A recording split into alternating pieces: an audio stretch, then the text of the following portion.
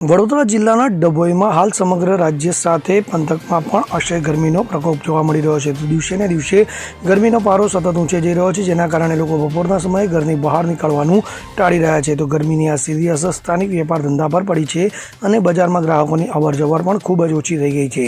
તો આ પરિસ્થિતિને પહોંચી વળવાને ગ્રાહકોની સુવિધા માટે ડભોઈના વેપારીઓએ એક સુંદર અને માનવતાવાદી આયોજન કર્યું છે. તો બજારમાં ખરીદી કરવા આવતા ગ્રાહકો અને રાહદારીઓને કાળઝાળ ગરમીનો સામનો ન કરવો પડે તે માટે વેપારીઓ દ્વારા બજારની મધ્યમાં લીલા રંગની નેટ બાંધવામાં આવી છે. શીતળતાનો અહેસાસ આ લીલી નેટના કારણે ધોમધખતા તડકામાં પણ બજારના રસ્તાઓ પર સુંદર છાંયડો થઈ ગયો છે.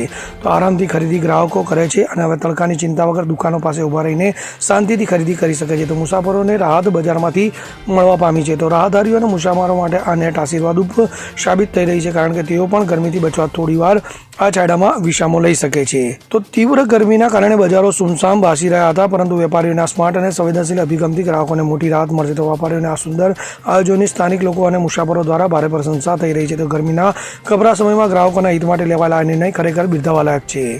ફકીરા ખત્રી સાથે CN24 ન્યૂઝ, ડભોઈ.